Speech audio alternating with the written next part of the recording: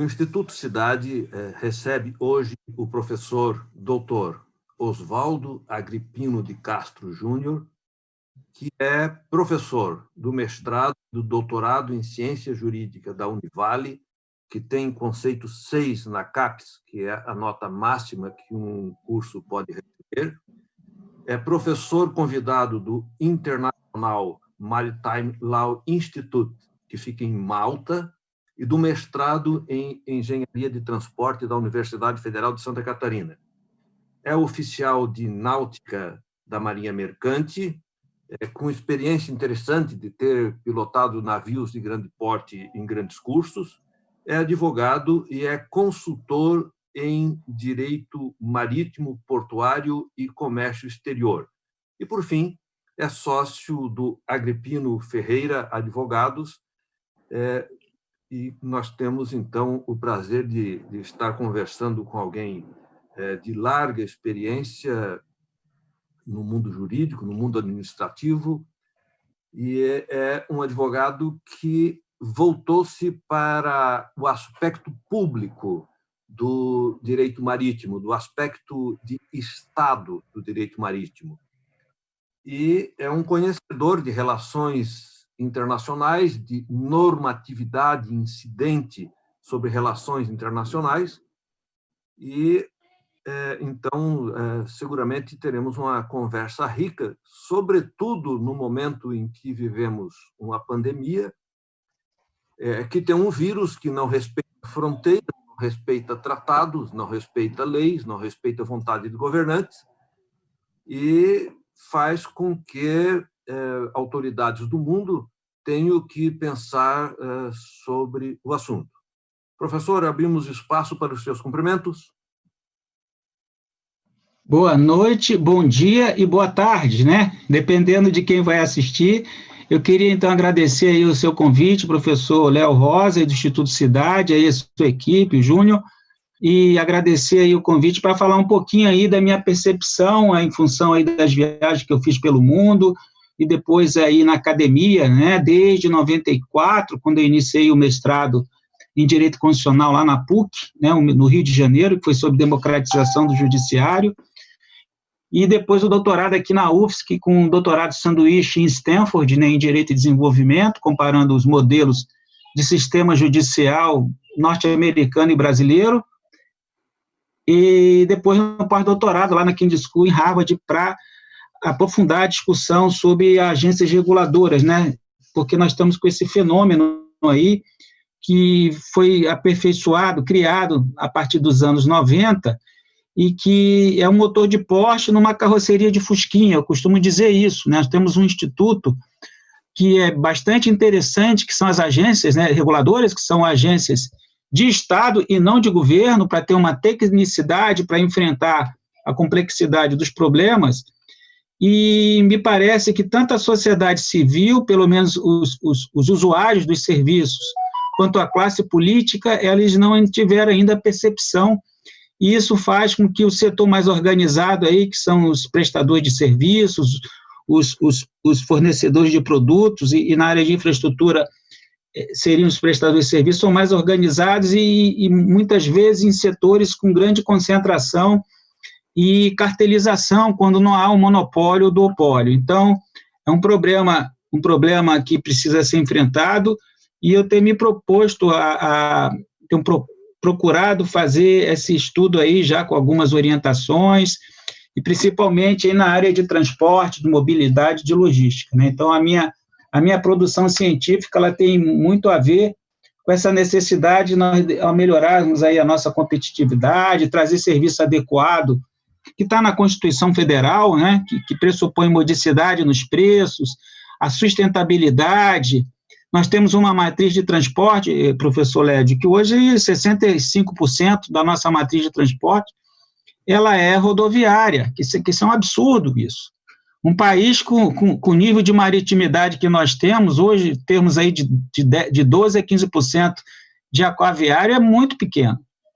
A própria ilha de Santa Catarina, né, aí em Florianópolis, é cercada, né, por mar, né, e não tem uma mobilidade aí aquaviária aí, né, nós vemos esse caos do trânsito aí nas cidades, inclusive marítimas, né?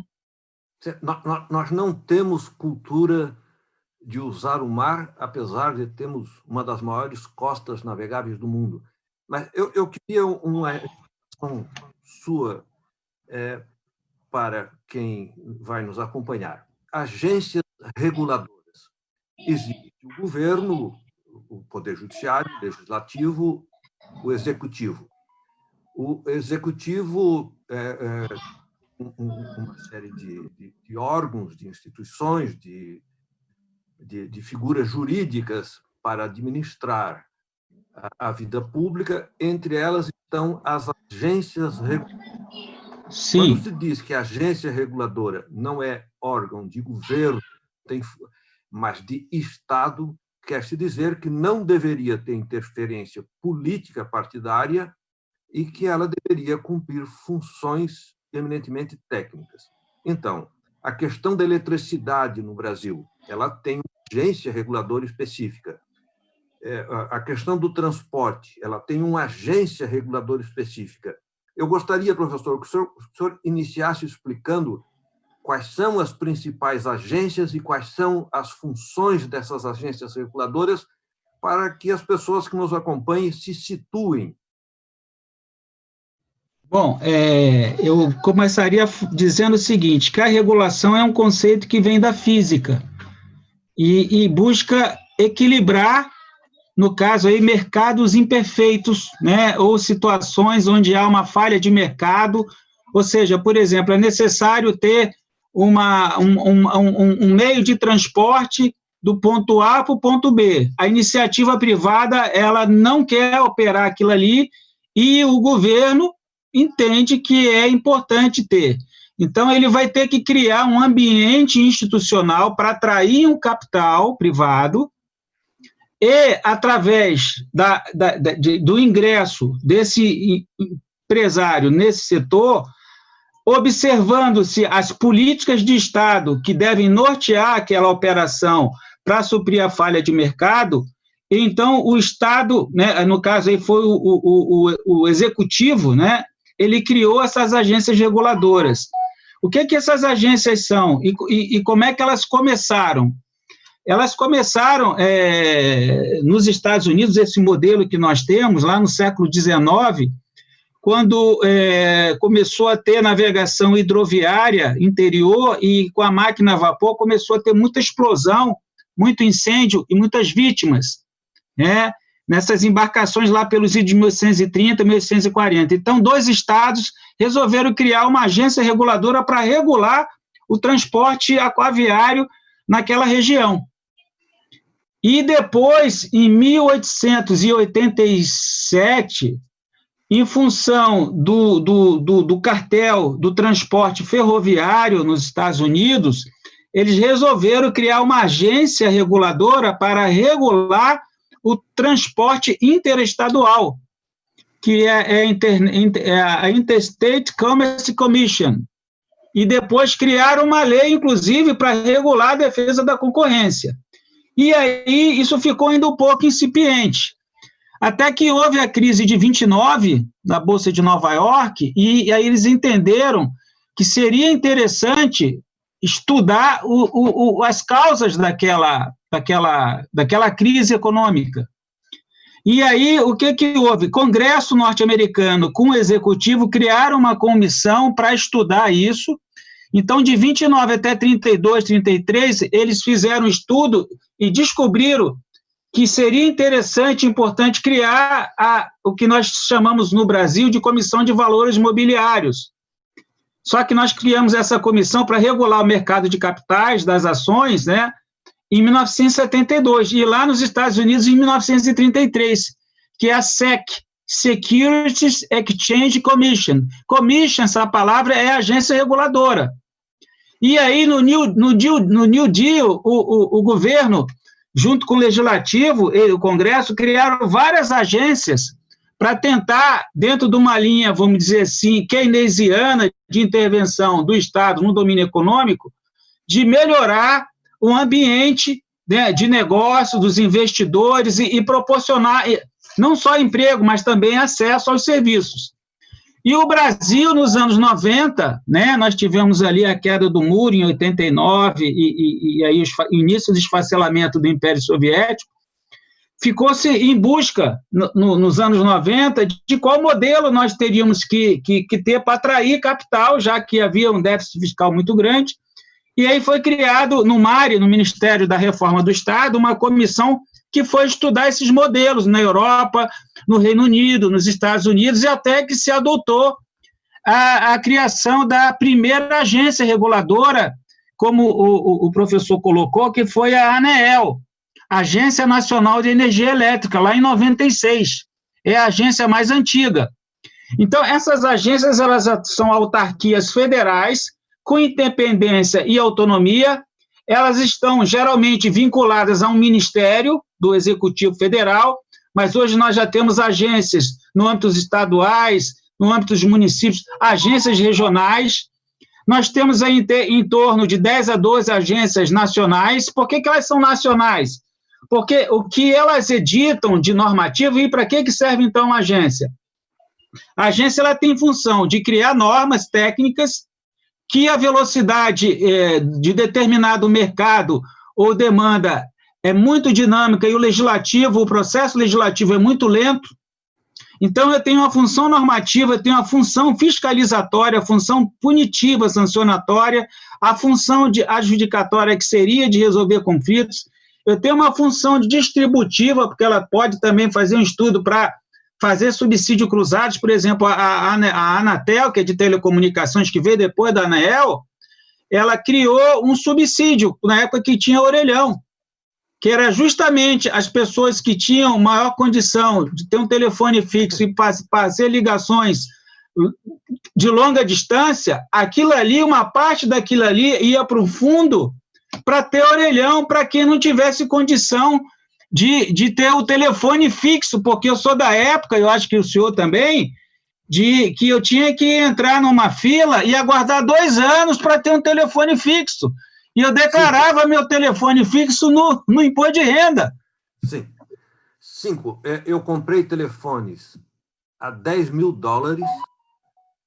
já tive fila de 5 anos, e era interessante que os chamados orelhões, para quem não sabe, mais jovens, eram telefones públicos, que se usava ficha, daí a expressão cair a ficha, né, que é quando acontecia a ligação, e tinha filas, às vezes, nesses telefones públicos de 1 hora, 2 horas. Isso aí. Falar, e quem estava atrás ficava ouvindo a conversa e fazendo pressão para você.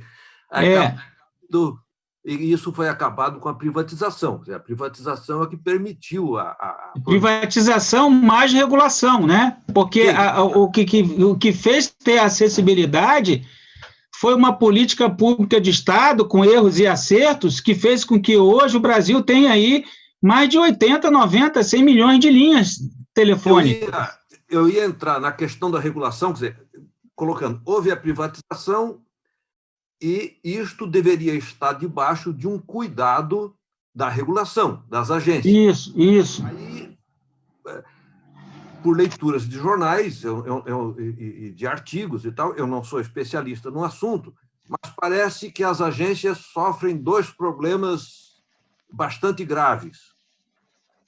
Um, que é a interferência político-partidária, com nomeações de pessoas que não entendem da área e ficam fazendo acertos escusos com empresas e que acaba estragando a ideia de privatização e de regulação. E um outro aspecto que parece que interfere nas agências são decisões judiciais apressadas que, às vezes, desmoralizam, estragam, atravancam todo um planejamento governamental. Eu não sei se essas considerações estão corretas, mas, em sendo assim, eu não sei como se regularia a regulação, porque ela está submetida, capturada por partidos, por favores, por intermediações atravessadas das piores ordens. E se o chamado ativismo judicial também interfere em decisões das agências, acaba, às vezes, por uma medida liminar apressada, atrasando um plano de governo que, afinal de contas, não dura mais de 4 anos, que é um mandato do Executivo Federal e dos estaduais e municipais. Eu queria o que o senhor teria, o que pensa a respeito?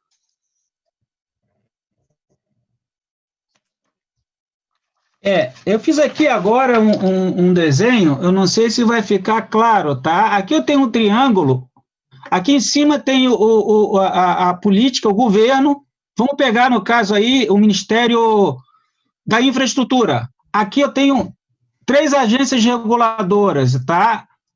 Mas aqui vamos pegar, por exemplo, o caso da ANTAC, Agência Nacional de Transportes Aquaviários. Então, a agência, ela está aqui, aqui eu tenho um prestador de serviços, que são os terminais e os armadores, os donos dos navios, né, das embarcações que fazem o transporte marítimo. E aqui eu tenho o usuário e o consumidor. Qual é a função do regulador? Eu tenho que ter aqui uma política pública e eu tenho que fazer com que nesse triângulo aqui eu fique equidistante implementando o interesse público. Sim. E eu não posso ser capturado, eu, agente, pelo governo, pelos prestadores de serviço e pelo usuário também. Porque se ele é capturado, por exemplo, pelo usuário, e aí ele se aproxima daqui, ele vai desequilibrar lá, por exemplo, eu preciso fazer um reajuste de tarifa que observe o contrato de arrendamento. A política de preços, por exemplo, não seria bem atendida. Isso. Então, assim, o que uma agência reguladora ela tem que fazer? Ela tem que garantir o serviço adequado. O que é o serviço adequado? Eu tenho as condições de previsibilidade nos preços e tarifas, eu tenho que ter a modicidade, tem que ser um valor justo, eu tenho que ter sustentabilidade, eu tenho que ter eficiência, eu tenho que ter continuidade, eu tenho que ter pontualidade, acessibilidade universal, a maior quantidade de pessoas que precisarem usar o transporte marítimo e a atividade portuária, elas têm que ter isso facilitado pela agência reguladora. Agora, o que eu queria colocar para você é que, recentemente, foi editada uma lei geral das agências reguladoras, onde dá mais independência e autonomia para as agências. E eleva o nível técnico das normas que serão editadas em setores regulados, eles agora vão ter que se submeter, na maior parte das vezes, a uma análise de impacto regulatório. Porque o que ocorre, Léo? Esse setor aqui, que é o do dono do negócio, vou pegar o setor marítimo e portuário, tá? Eles são muito bem organizados. Eu tenho aqui 15, 20 grupos empresariais. E aqui eu tenho uma massa de 200 mil usuários, importadores, exportadores, usuários de terminais desorganizados, que estão tentando comprar e vender ou transportar alguma coisa de um lugar para outro, utilizando o terminal e o navio. E aí o que ocorre? Esse setor aqui, ele vive fazendo o trabalho dele, que é legítimo, de levar os interesses dele, e antes eram submetidos à consulta pública e à audiência pública. Então, o nível de tecnicidade não era tão exigente como agora, pelo menos um paper com edição dessa Lei Geral das Agências, que exige que a agência tenha uma cooperação com os órgãos de defesa da concorrência, com os órgãos de defesa do consumidor, tá? Com análise de impacto regulatório, análise de resultado regulatório. Eu posso editar uma norma agora e daqui a 2, 3 anos eu tenho que fazer uma análise de resultado regulatório para ver se aquela norma está atingindo os fins. E aí, Oi. Desculpe. Perfeito. Agora, esta série de análises, eu sou a favor das análises, não se entenda mal, mas muitas vezes você entra num preciosismo que faz com que certos aspectos de preservação que são importantes, eu estou usando, por exemplo, às vezes atravancam anos. Por exemplo, a BR-101, em alguns trechos, ela ficou cerca de 20 anos esperando certas análises. Eu vi, circula na internet, recentemente, o atual presidente fez uma manifestação por internet em que ele grava um vídeo mostrando que existe um metal de alto valor. Nióbio? Não entendi? Nióbio? Não. Esse metal que, quando atravessa a eletricidade, ele não tira a massa do elétron e ele permite fazer películas extremamente finas.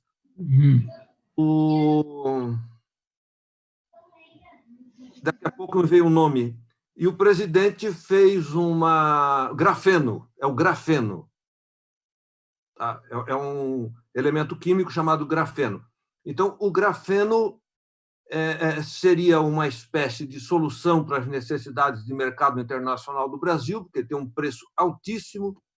E aí o presidente diz o seguinte: olha, está aqui o elemento químico da natureza, está fácil de ser usado, tem um preço internacional milionário, mas, segundo o presidente, tem 63 índios que foram trazidos do Paraguai, segundo ele, e postos na terra, o que impediria, pelas agências reguladoras que incidem nisto, o uso do grafeno, o uso da mineração e etc. Ou seja, há um encantamento, às vezes, meio russoniano, da pureza da natureza, e há um avanço do capitalismo incontrolável que ficam brigando. Eu suponho que entre esses dois pontos existe algum ponto de sensatez. Mas o que eu pergunto é se as agências reguladoras, na medida em que são submetidas a diversos passos, a diversos tempos, se isso, tendo em vista a agilidade do mundo dos negócios, aquilo que veio para ajudar não poderia atrapalhar, segundo muitos alegam. A sua preocupação ela é interessante, é legítima, mas para domesticar e domar o capitalismo, nada como uma regulação adequada. Perfeito. E o que pressupõe a regulação adequada? O empoderamento das agências reguladoras daqueles principais afetados por determinada regulação. A regulação, Léo, é como o ar que está nessa sala aqui, na sua biblioteca aí, aqui nesse ambiente. Sim. Nós não vemos, mas se retirarmos a regulação e o ar, nós vamos sentir. E como eu coloquei no início, hoje, toda a nossa vida, nós temos aqui a regulação da energia elétrica. É a ANEEL. Plano de saúde, todo mundo quase tem, né? Pelo menos a classe média, né? Agência Nacional de Saúde. Remédio, Anvisa. Vai pegar um avião, ANAC. Vai pegar uma rodovia, a NTT. Vai fazer a mineração do grafeno, não sei se o grafeno é um minério, mas do nióbio. Foi criada agora, recentemente, a última agência, que é a Agência Nacional de Mineração. Porque nós somos um país aí que nós somos comprados, e então talvez a agência, exercendo o papel pleno dela, tá? Se eu for falar, por exemplo, de água, Agência Nacional de Água. Então, eu tenho várias agências nacionais, telecomunicações, né, telefonia. Aqui nós temos energia elétrica, e nós estamos na mão de duas agências aqui, a ANEEL e a Anatel. Né? E se eu tiver um problema de saúde agora, eu vou para o meu plano de saúde, que tem o quê? Um contrato que é regulado, ou bem ou mal, por uma agência nacional de saúde. E se eu for comer um produto, um alimento, eu tenho Anvisa. Então, a regulação hoje, com esses dois normativos, a Lei Geral das Agências e o decreto do AIR e do ARR, o nível técnico da tecnicidade que o Congresso delegou para o Executivo, né, através das agências... A minha preocupação, que eu queria considerar o seguinte: primeiro, realmente, eu também não sei se o grafeno é um produto minério. Eu digo, é um elemento químico. Acho que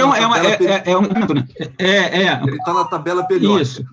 Agora, o que me preocupa na agência não é a função correta que ela tem, necessária que ela tem, porque se nós ficarmos na mão que se chama mercado, claro, o mercado, veja bem, um economista extremamente conservador que serviu à ditadura, que é o Delfim Neto, e ele é economista, e ele diz, olha, o mercado não sabe nada, o mercado se autorregula, isso aí é uma falácia. Sim, se nós acharmos que o mercado regula, os mais vulneráveis, o pequeno, médio empresário, os cidadãos, os consumidores, serão engolidos pelo sim, cartel, pelo oligopólio. Se deixar na mão do mercado, o mercado suga tudo de todo... Claro, claro. Não, sem dúvida. Mas o que eu coloco é o seguinte, é que há uma crítica política, administrativa atrás do Brasil, que é o chamado bacharelismo e o chamado cartorialismo. Okay? Isso.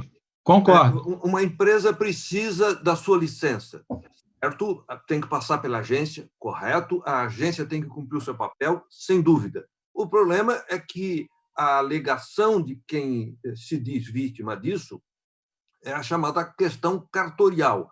Você fica no favor de um indivíduo, você cai em redes de corrupção, você fica submetido a um tempo excessivo e, muitas vezes, você é atravessado por preciosismo que atrapalham o todo em nome de coisas que, eventualmente...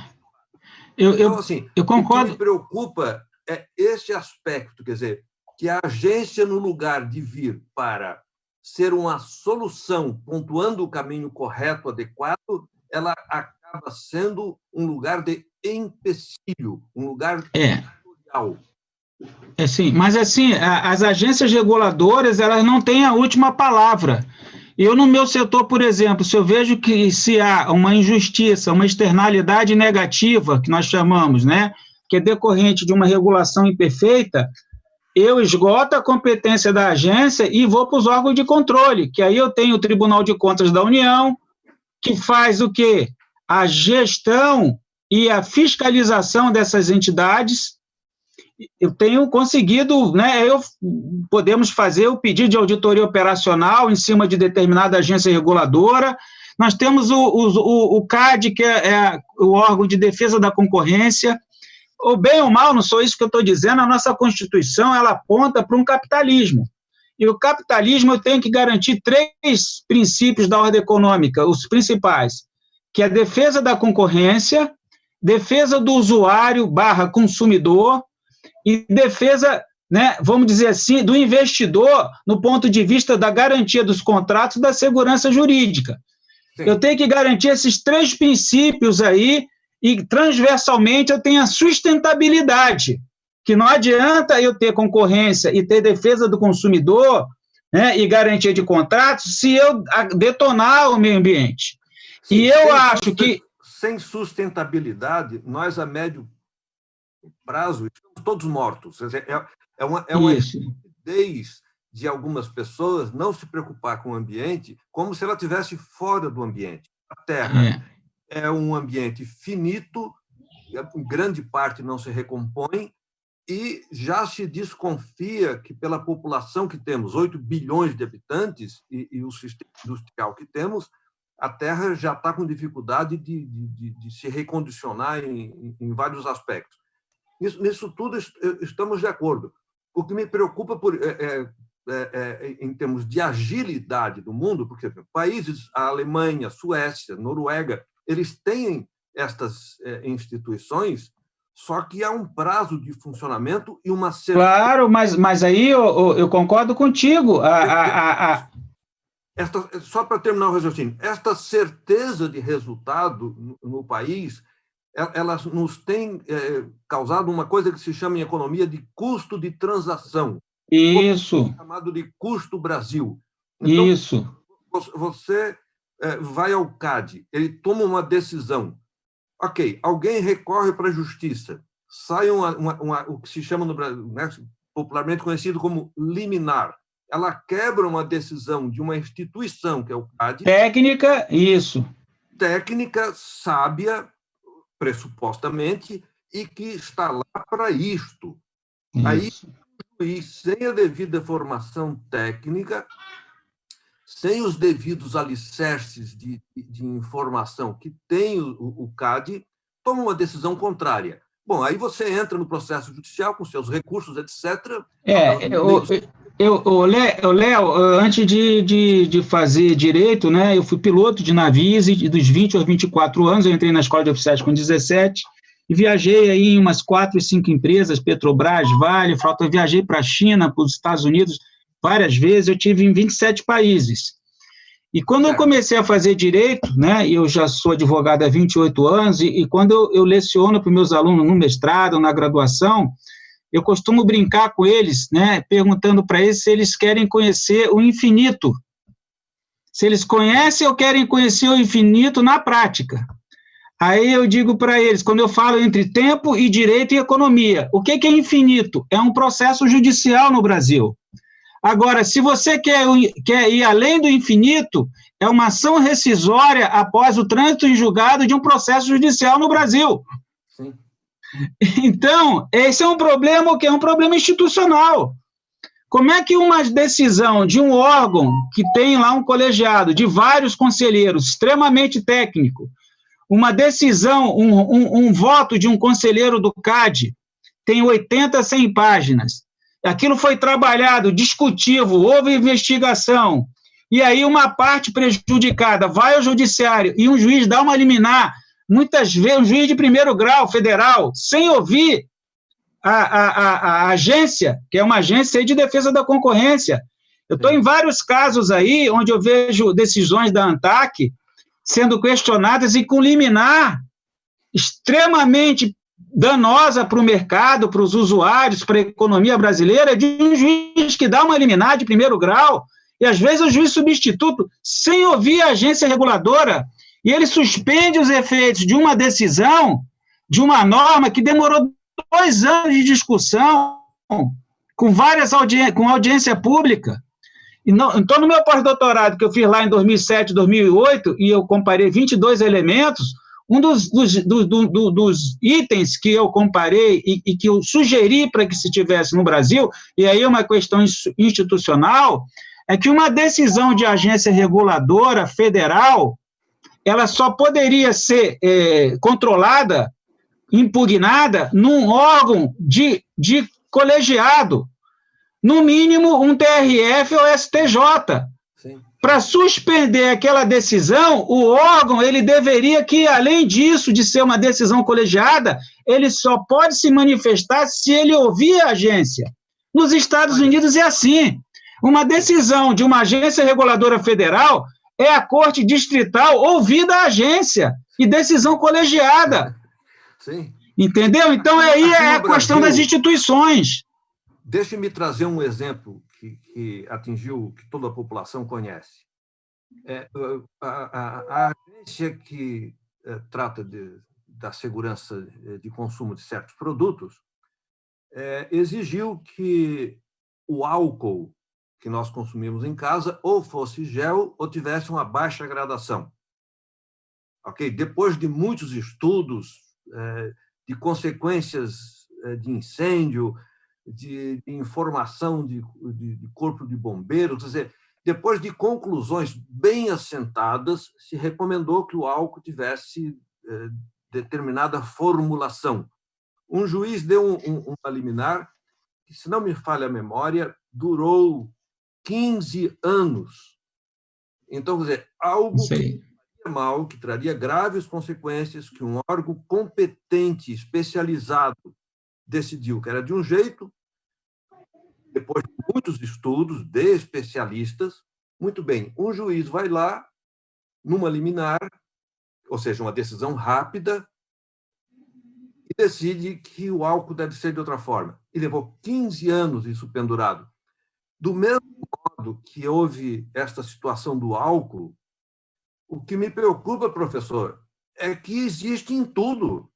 Isso atravessa o Brasil. Mas isso aí... mercadorias paradas no Porto de Santos, por exemplo, que são necessárias para uma empresa. Isso aí. E se ficam lá paradas, a concorrente internacional tem aquela máquina, por exemplo, e ganha o mercado e nós perdemos. Então, a favor das agências reguladoras. Mas a pergunta é: temos uma solução que no lugar de elas serem otimizadoras de uma vida segura, confortável, inteligente, acabem caindo numa malha burocrática, cartorial e corrupta e de ativismo judicial que atravanca tudo? Não há solução simplista, né? O seu problema é um problema complexo, não há uma solução monocausal para isso, né? São diversas variáveis, mas a questão principal é institucional e educacional. Porque se eu tenho uma massa de consumidores, de usuários, de pequenos e médios empresários, organizados, educados, cientes do papel da regulação, e que a participação deles em audiência pública, em análise de impactos mútuos, diz lá que o poder concedente tem que incentivar, estimular a criação de associações de usuários de defesa do consumidor, para que justamente esse triângulo aqui na regulação ele seja mais equilibrado. Esse é um ponto. O outro ponto é que a qualidade dos nossos políticos, tanto do legislativo, tanto do executivo, eles ainda não compreenderam o papel importante que uma agência reguladora pode ter. Né? Nós vemos aí vários problemas no mercado, causando danos ao consumidor, ao usuário e ao consumidor, onde você não vê lá a comissão, por exemplo, de transportes, convocando os diretores daquela agência, se for uma agência de transporte, ou a comissão de saúde, convocando a Anvisa ou a ANS para prestar contas sobre aquela externalidade negativa que está ocorrendo naquele mercado. E aí eu vou te dar um caso interessante que o Congresso Nacional, em 2016, ele aprovou uma lei, o presidente sancionou, que determinava lá a possibilidade de uso da pílula do câncer. Olha só que interessante. Sem nenhum dado científico, técnico, nada. Aí a Associação Médica Brasileira foi ao Supremo Tribunal Federal, pediu uma liminar numa ação declaratória de inconstitucionalidade, e o Supremo Tribunal Federal deu essa liminar, que está até hoje, não julgaram o mérito, está valendo, dizendo o seguinte: o Congresso Nacional não tinha argumentos técnicos, científicos, para proteger a saúde da população, porque não ouviu a agência. No caso ali, quem tinha que regular foi a agência reguladora, que era a Anvisa. Então, veja bem, o Congresso Nacional criou as agências, tem a lei do marco regulatório, mas as agências elas tiveram tanto empoderamento, que ainda está muito aquém do modelo norte-americano, né, que aí a associação médica, não conseguindo aquilo que tinha interesse de conseguir no Congresso, a lei foi editada, o presidente sancionou, foi ao Supremo Tribunal disse não, isso aqui coloca em risco a saúde pública, então eu vou deferir a liminar, porque isso não pode ser colocado, né, para a saúde pública dessa forma. Então, veja bem, o feitiço virou contra o feiticeiro. O próprio Congresso, junto com o Executivo, governo, a parte prejudicada, ou que se sentiu no dever de ir ao Supremo Tribunal Federal, conseguiu suspender os efeitos da lei, que colocava em risco a saúde pública. E essa decisão, ela está valendo até hoje. Sim, eu penso que esse exemplo que está sendo colocado pelo professor, ele deveria ser incidente no momento brasileiro em que os médicos dizem uma coisa e um capitão aposentado diz outra sobre o uso do médico. Compreende? Com o militar também sendo ministro da Saúde. Veja bem, essa análise de impacto regulatório, ela é não somente para as agências reguladoras, é para qualquer órgão de governo. Sim. Claro, o nível da régua, né? Eu dou aula de direito constitucional também, meu mestrado foi constitucional, embora eu atue como advogado no marítimo e no portuário, e fui para a regulação, porque nós, por exemplo, nós temos um Código Comercial de 1850 que fala de navegação à vela, e que o comandante ele não pode seduzir o marinheiro do outro navio. Sedução sob pena de multa. Mas aquela sedução de 1850, que está no Código Comercial, que até hoje não fizeram, está mais de 10 anos tramitando no Congresso, é a sedução no sentido de comprar, de contratar o tripulante do navio do concorrente. Entendeu? Então, nós temos isso, né? E aí faltava um código para defender, equilibrar o direito do usuário, questão do demurge. E aí, quando eu voltei do pós-doutorado em 2008, e eu, no meu livro que eu publiquei, eu sugeri lá um código de deveres e de direitos e deveres do usuário, do transportador marítimo. E foi com denúncias na ANTAC, no TCU, que nós conseguimos a edição dessa norma, que demorou 2 anos e meio, e foi uma das normas que sofreram maior quantidade de contribuições na audiência pública da ANTAC. Tá? Inclusive, nesse livro aqui, esse livro é um livro sobre AIR, ele cita aqui justamente a resolução normativa número 18, que saiu do meu pós-doutorado. Apresenta a capa do livro para nós na câmera. Vê se dá para ver aí, ó. Perfeitamente. Olha o título, Institucionalização e Prática da Análise de Impacto Regulatório no Brasil. Foi um estudo analisando as análises de impacto regulatórios normativos das agências nacionais, que foi feito pelo IBRAC, Instituto Brasileiro de Defesa da Concorrência. Tá? Bastante interessante, onde ele analisa e aí critica algumas agências, ainda não tem isso muito consolidado, mas isso foi feito lá atrás.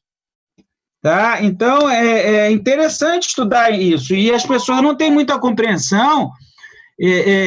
Eu dei aula agora, terminei uma disciplina no mestrado da Univale, em Teoria do Estado e Teoria Política e Regulação, tinha 2 juízes federais, e eles consegui convencê-los que matérias técnicas complexas, onde aquela parte que estava sendo beneficiada e ela teve uma norma aprovada por uma agência, e isso vai para o colo do judiciário, não tem condição da ação, isso tem que ser resolvido lá no CAD, na ANTAC, e não no colo do juiz.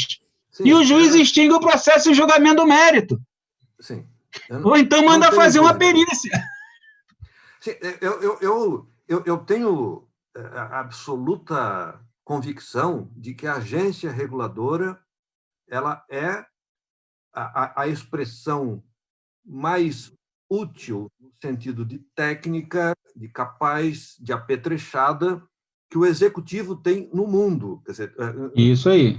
Eu considero a invenção institucional, o arcabouço político-administrativo mais inteligente que se possa ter. Agora, tem que deixá-las trabalhar, tem que se dar... E aí, o que tem que ser feito? Ela não pode ficar ao revés da sorte, da decisão eventual de um juiz que não é especialista na coisa. Isso, mas cada vez mais o judiciário brasileiro ainda está lento, mas está avançando isso, porque são situações muito complexas, né?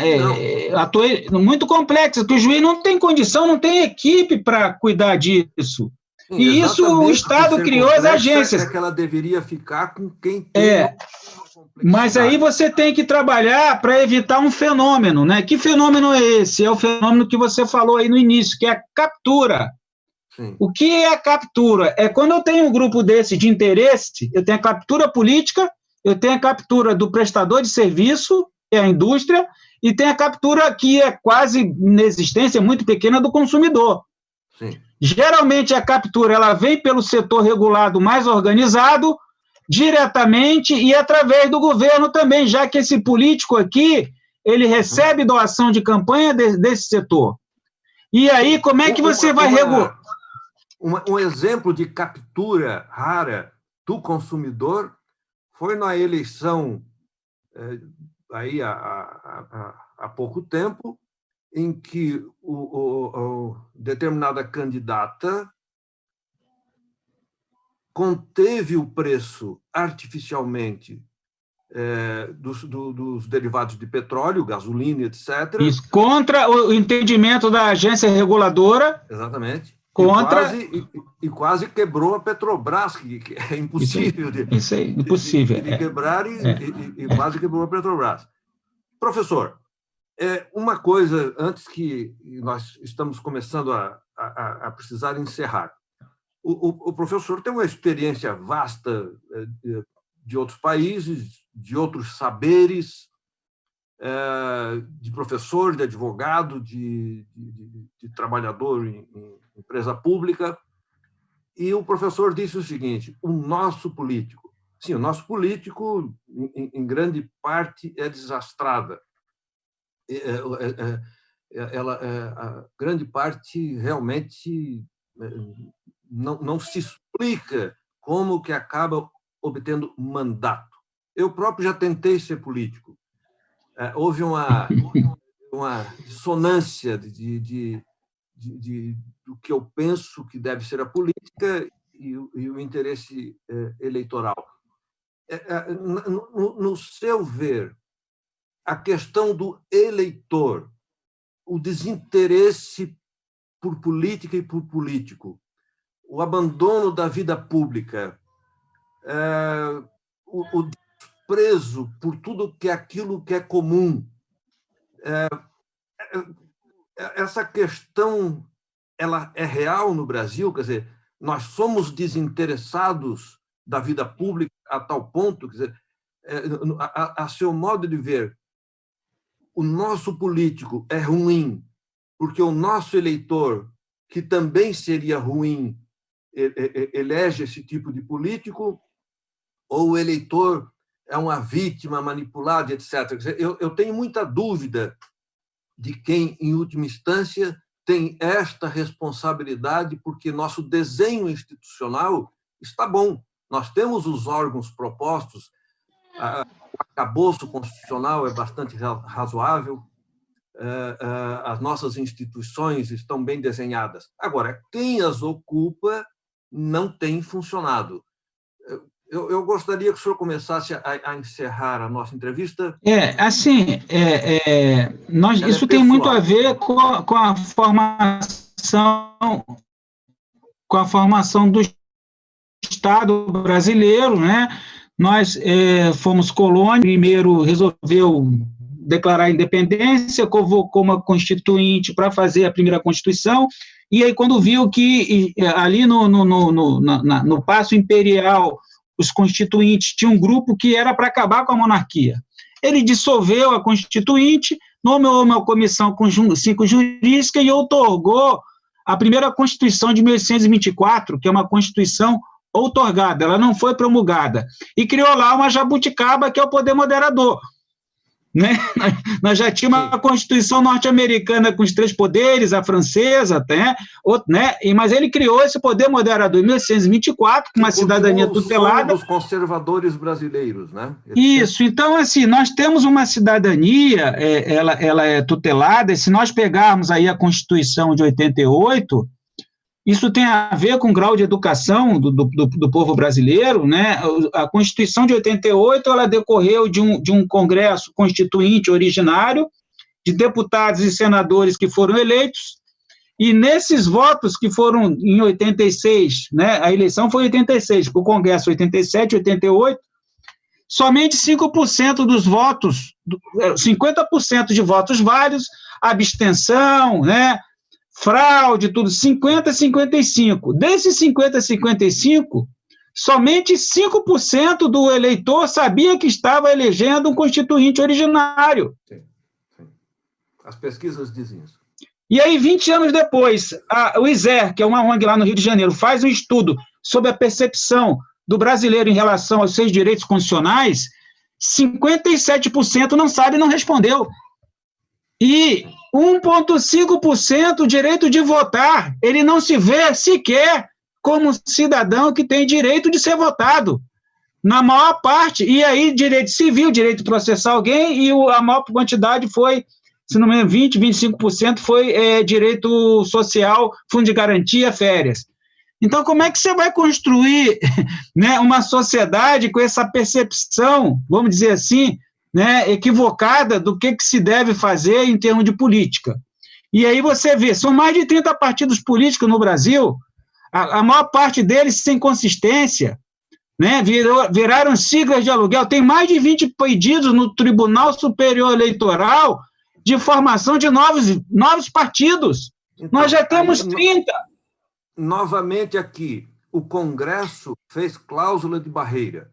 Isso, e aí, professor... O Judiciário derrubou a cláusula de barreira. Isso, o Congresso, aí é que está. Eu entendo que aquela decisão lá do Congresso, do Supremo Tribunal Federal, em ter aberto a porteira e ter derrubado a cláusula de barreira, que era 5%, né? Isso aí banalizou a criação de partidos políticos. Sim. E aí nós temos aí 30, 35 partidos políticos. Se tivéssemos a cláusula de barreira, possivelmente nós teríamos uma qualidade melhor nesses partidos e uma quantidade menor. Porque eu falo para meus alunos, uma coisa é você ser regulador, você ser um parlamentar de uma comissão de consumidor ou de viação e transporte nos Estados Unidos e fiscalizar uma agência reguladora com 2 partidos. Outra coisa é com 35. Sim.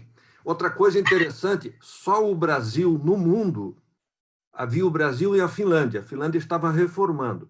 Só o Brasil no mundo é que o voto é em pessoa e não em partido. Isso, em partidos, Em todo o mundo... E vai ter uma discussão também, isso, vai passar assim, olha, eu já advoguei na área eleitoral no Rio de Janeiro, fui coordenador jurídico de uma frente com 7 partidos políticos de esquerda, lá nos anos 94, 95. Eu coordenava 150 advogados, junto ao TRE. E aí eu fui ver que o eleitor brasileiro, mesmo na Zona Sul do Rio, muitos deles, eles, pela questão do voto obrigatório, eu acho que isso tinha que acabar, já passou o tempo. O voto tem que ser o seguinte, tem que ser daquele cidadão de direita, de esquerda, mas que ele acorda no dia que ele tem uma vida. É como nos Estados Unidos. Sim, eu acho que cívico e não para um ato de consciência. Ele não vai lá, porque se ele não votar, ele vai ter um problema junto à Justiça Eleitoral. Sim. Então, esse aí é um problema. Problema do sistema, que nós temos sistema proporcional até uns 10